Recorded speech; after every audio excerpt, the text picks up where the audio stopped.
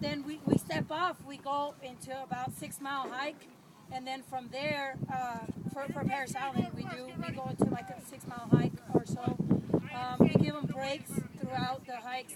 We're authorized. We have to give them a break every 3 miles.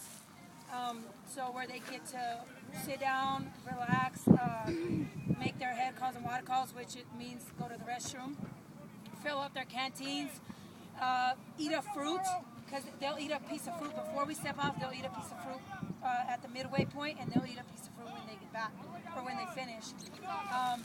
From there, we split them up. When they march up there, they march with their team leaders. A team leader will be a drill instructor. It'll be up to 16 recruits for us. I'm not quite sure how to describe it. For Paris Island, it's 16 recruits per drill instructor. From there, we go into the events that make the Crucible.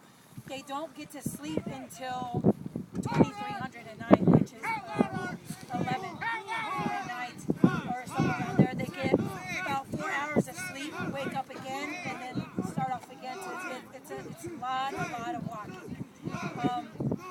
And then there we'll sometimes let the recruits, like what I do is every recruit will have an opportunity to take a leadership role during the events. Even the most shy recruit doesn't have an option. She's going to take over some way, somehow. Just to throw them out there and make them kind of feel what it's like to be in charge of their peers.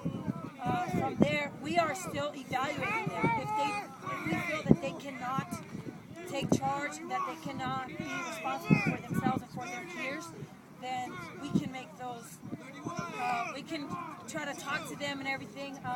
That's the one time that we will talk to them if we wear a green belt.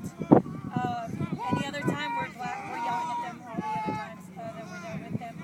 But that's the one time that we get to mentor them as Marines in the Marine Corps. For me as a sergeant in the Marine Corps. From there, we spend a whole day walking and testing them. They go over high obstacles, very high obstacles. They test all their fears. All their fears are tested there. They bicker a lot, so that gets tested. They do bicker a lot, and they're constantly having a challenge one way or another, whether it's sleep deprivation, they're hungry, they're angry, it's everything. They're getting used to it. The following day, we will step off early in the morning, about 03 or 04 in the morning, and we begin the 9 mile hike. And that's the real challenge there, because by that point they're exhausted, they're extremely exhausted.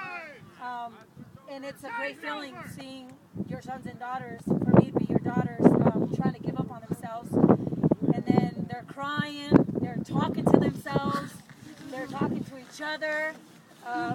It's pretty, it's outstanding to see how much they push themselves. A lot of them hobbling. And then we get to we're at Paris Island, and we get to the Iwo Jima monument, and we put them in a formation. From there, we begin the ceremony where we hand our recruits their Eagle Golden Anchor, which is this one that I wear here on my cover, and that is me telling them personally, welcome to the Marine Corps. And they're from there on, they're addressed as Marines next week, and they address us as our rank rather than sir and ma'am, and that's pretty much how the Crucible goes. Hey, and folks, on that, when the sergeant's talking about that Eagle Golden Anchor, I can tell you this.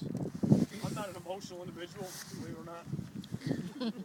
But I tell you, when I did that, it was over 14 years ago as a senior drill instructor. I was able to give that Eagle Golden Anchor to that now Marine that was a recruit. There's no feeling like that. Some of you former Marines down here, you know exactly what I'm talking about. That is an amazing event. So,